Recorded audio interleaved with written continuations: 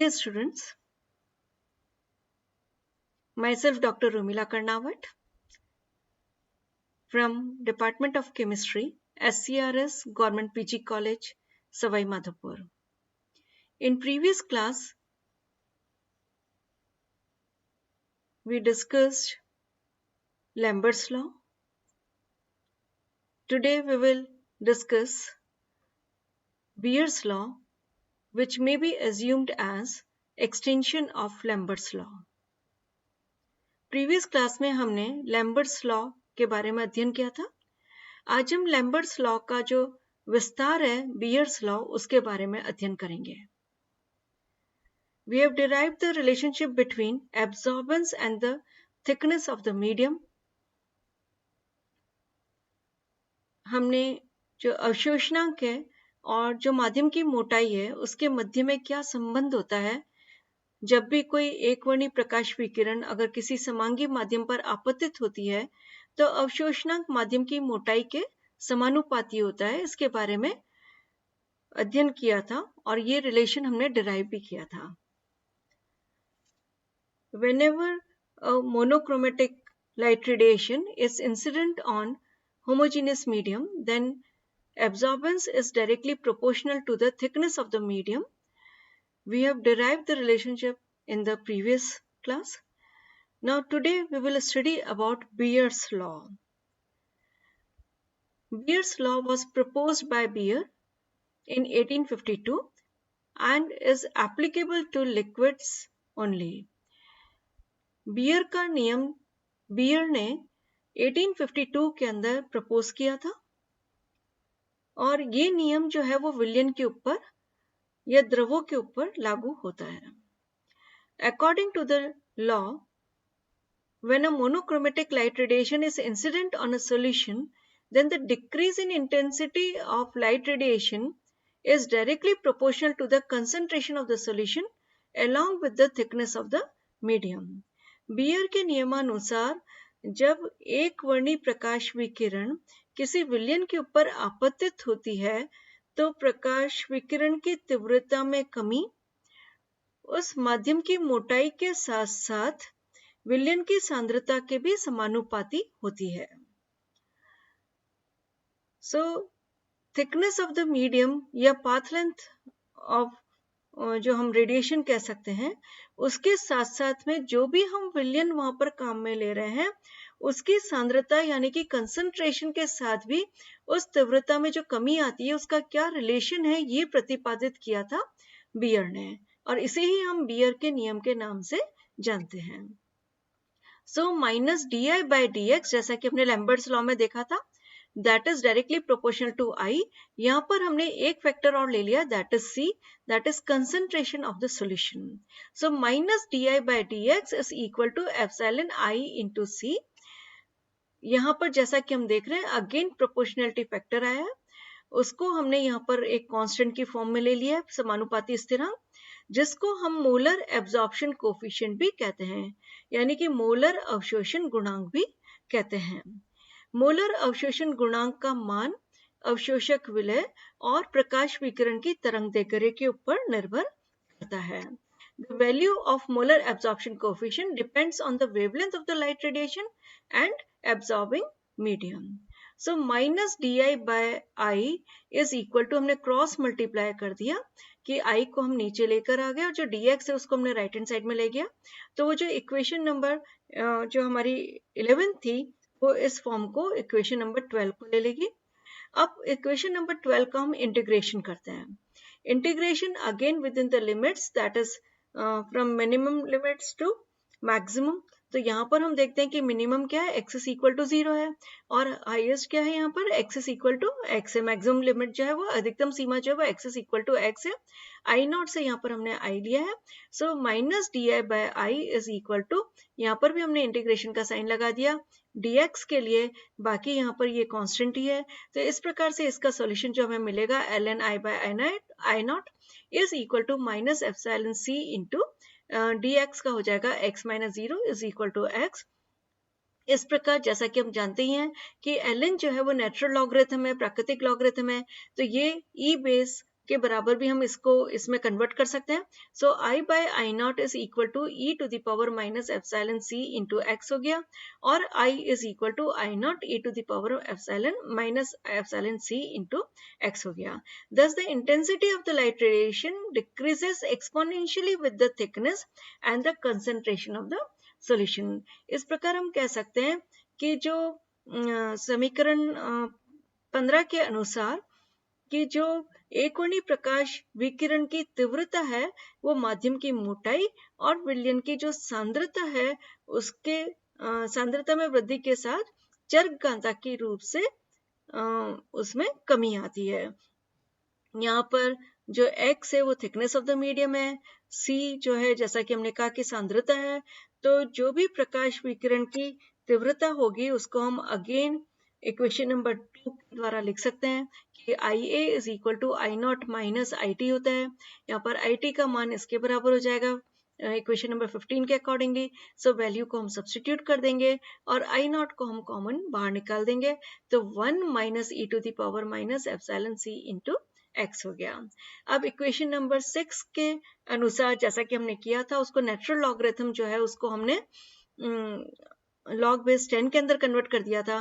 तो इसी प्रकार यहाँ पर भी जो ln I by I naught is equal to minus epsilon cx आया उसको भी हमने लॉग बेस 10 के अंदर कन्वर्ट कर दिया. So 2.303 log I by I naught is equal to minus epsilon cx, जैसा कि आपने इसमें देखा ही है कि ln I by I naught is equal to minus epsilon c into x है इक्वेशन नंबर 14 में. ये इक्वेशन नंबर 14 को हमने 6 के अकॉर्डिंगली इसके अंदर कन्वर्ट कर दिया. सो log of I by I naught is equal to minus epsilon divided by 2.303 हमने क्रॉस मल्टीप्लाई कर दिया, मल्टीप्लाई बाय cx है. तो log of I naught by I is equal to epsilon multiply by cx और epsilon prime यहाँ पर क्योंकि ये हमने इसको 2.303 से डिवाइड कर दिया तो नया कांस्टेंट आ गया है एप्सिलॉन प्राइम, तो that would be equal to epsilon divided by 2.303 और इसको हम अब बोलते हैं मोलर एक्सटेंशन कोफिशिएंट यानी कि मोलर विलोपन गुणांक, या हम इसको बोल सकते हैं molar absorptivity of absorbing medium कि जो अवशोषक माध्यम है उसकी ये मोलर अवशोषकता है. तो इस प्रकार से हम मोलर अवशोषणता या मोलर विलोपन गुणांक को भी डिफाइन कर सकते हैं, जैसा कि हमने पूर्व में देखा था कि वहां पर हमने log I naught by I जो है उसको हमने 1 मान लिया. तो उस स्थिति के अंदर हम इसको भी रिप्रेजेंट कर सकते हैं, जैसा कि आपने देखा था कि log I naught by I जो है उसको हमने A यानी कि एब्जॉर्बेंस के बराबर माना था. तो यहाँ पर भी ये log I naught by I जो है वो A के बराबर हो जाएगा. That would be equal to epsilon prime multiply by C into x. अब जैसा कि हमने प्रीवियस उसमें देखा था कि I naught by I logarithm base 10 है, I नॉट बाय I की वैल्यू 1 अगर हम लेते हैं इसका मतलब ये हो गया कि I नॉट बाय I जो है वो 10 के बराबर है क्योंकि log of 10 is equal to 1 होता है.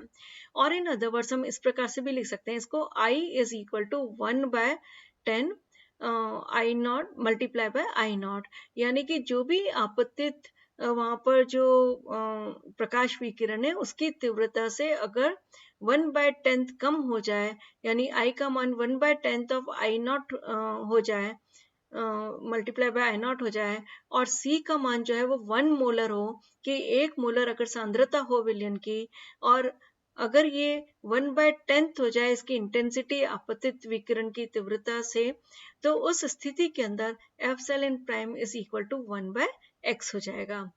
तो इस प्रकार से हम डिफाइन कर सकते हैं कि if the intensity of light radiation decreases by 1/10 of its original intensity, then the molar extinction coefficient is equal to the inverse of the thickness of the medium. कि यदि प्रकाश विकिरण की तीव्रता उसकी जो मूल तीव्रता है उससे अगर 1/10 भाग अगर कम हो जाती है तो मोलर विलोपन गुणांक उस माध्यम की थिकनेस के व्युत्क्रम के बराबर होता है. Epsilon prime is equal to 1/x. अब जैसा कि हमने पूर्व में देखा ही था कि जो A है that is equal to log of I naught by I. तो I नॉट बाय I जो है हमने उसको T बोला था, ट्रांसमिटेंस बोला था. माइनस टी, बिकॉज वहां पर आई बाय आई नॉट लिया था तो यहाँ पर हमने साइन लगा दिया माइनस का। तो इस प्रकार हम लॉग टी हमने लिख दिया, लेकिन हमने साइन इनवर्स का माइनस लगा दिया यहाँ पर क्योंकि वो आई बाय आई नॉट था, और is equal to epsilon prime C into X. So T is equal to, अगर हम इन दोनों के हिसाब से देखें तो टी किसके बराबर होगा, या क्योंकि यहाँ पर ये लिया है हमने लॉग बेस 10, तो टी बराबर हो जाएगा 10 to the power minus A, और ए किसके बराबर है, epsilon prime C into X, तो 10 to the power minus epsilon prime C into X. तो इस प्रकार से हम देख सकते हैं कि हम ए टी और जो x है या और जो c है उसके मध्य में भी संबंध जो है हम डिराइव कर सकते हैं।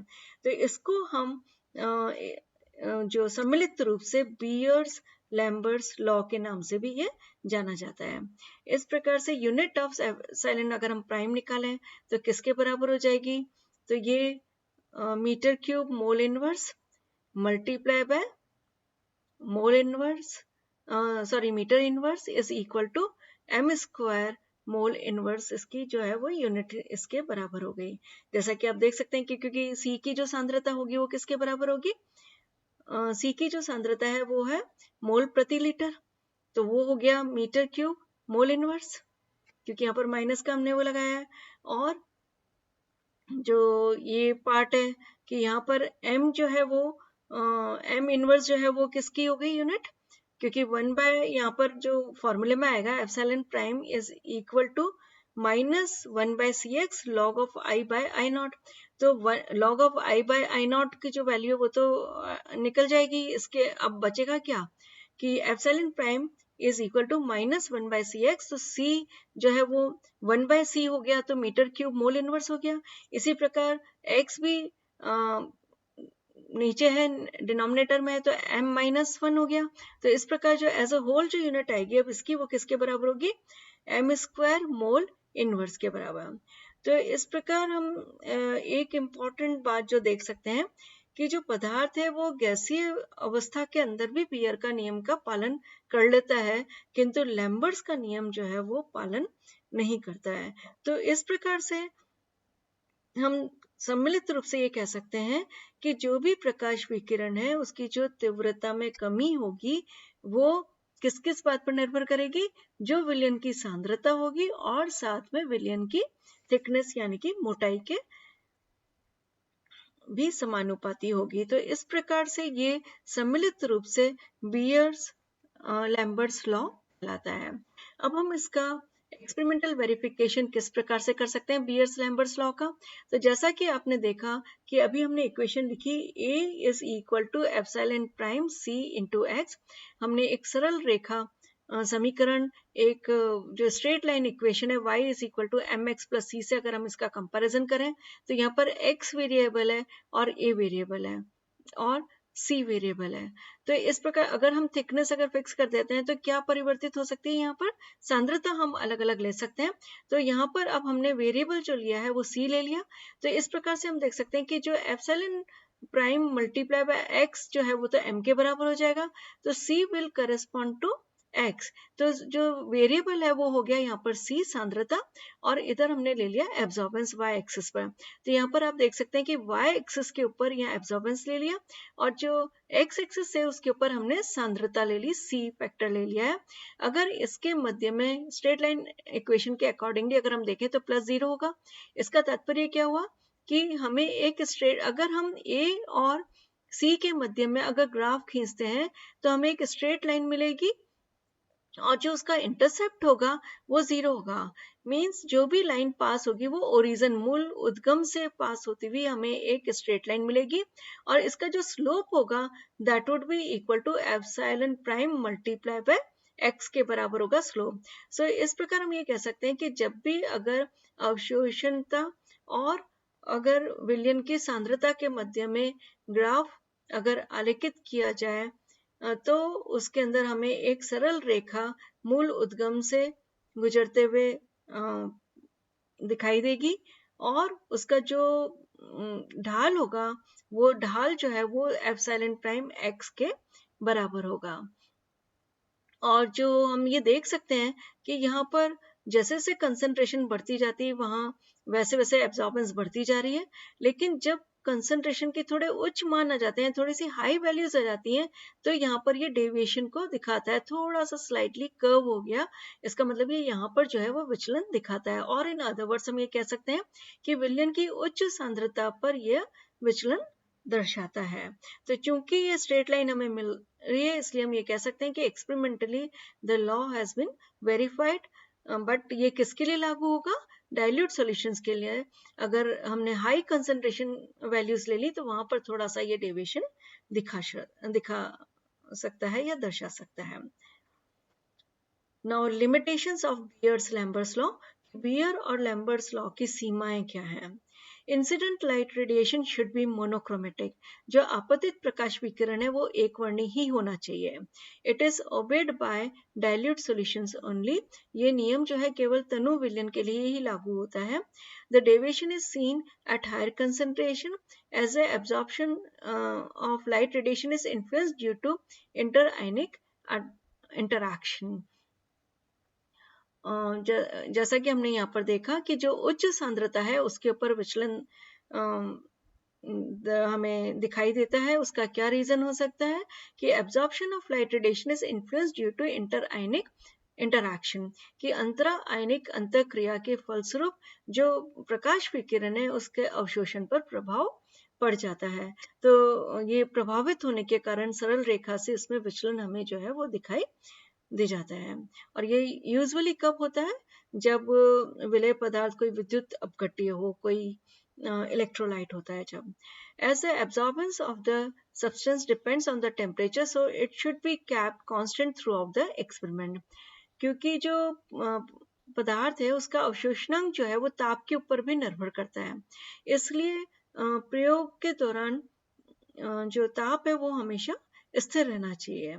ताप में वृद्धि के फलस्वरूप जो भी अवशोषण बैंड है उसके ऊपर वनोत्कर्षी प्रभाव भी दर्शा सकता है। It exhibits bathochromic shift on absorption band due to increase in temperature, की ताप में वृद्धि होगी तो अवशोषण बैंड पर जो वनोत्कर्षी प्रभाव है उसको ये दर्शा सकता है।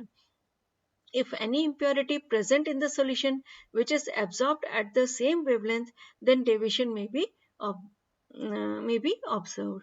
कि अगर विलयन में कोई ऐसी अशुद्धि है जो समान तरंग दैर्घ्य के ऊपर अगर अवशोषण दर्शा रही हो या अवशोषित हो रही हो तो उसकी उपस्थिति के अंदर भी यहाँ पर विचलन जो है वो प्रेक्षित किया जा सकता है। In case of association or dissociation of solute, deviation from the law is observed. कि अगर कोई जो विलय है उसका वियोजन हो रहा हो या संगुणन हो रहा हो तो उस स्थिति के अंदर भी ये नियम से विचलन जो है वो दर्शा सकता है। Beer's law is not implemented on suspensions due to scattering of light radiations. प्रकाश विकिरण के प्रकीर्णन के कारण जो सस्पेंशंस हैं, जो निलंबन है, उसमें बियर्स लॉ जो है वो लागू नहीं होता है, यानी द्रव निलंबन पर के ऊपर ये लागू नहीं होता है। The substance in gases state follows Beer's law but not Lambert's law. Beer का नियम गैसीय प्रावस्था के अंदर लागू होता है जबकि लैम्बर्ट्स लॉ जो है वो फॉलो नहीं किया जाता है। तो इस प्रकार हमने देखा कि बियर लैम्बर्ट्स लॉ क्या है, इसका एक्सपेरिमेंटली वेरिफिकेशन किस प्रकार से किया जा सकता है, इसकी लिमिटेशंस क्या है। तो यूजुअली जो एग्जाम में क्वेश्चन आता है वो आता है डिराइव बियर्स लैम्बर्ट्स लॉ या state Beer Lambert's law, derive it, how is it experimentally verified and what are its limitation। कि बियर लैम्बर्ट लॉ लिखिए, इसका व्युत्पन्न किस प्रकार से किया जा सकता है और इसका प्रायोगिक रूप से सत्यापन किस प्रकार किया जाता है, इसकी सीमाएं क्या हैं, इसके ऊपर एक बड़ा क्वेश्चन और इसके कुछ शॉर्ट आंसर्स भी हैं जो हम आगे लेक्चर के अंदर शेयर करेंगे। नेक्स्ट क्लास के अंदर हम कुछ लॉज ऑफ फोटोकेमिस्ट्री यानी कि प्रकाश रसायन के नियम का अध्ययन करेंगे।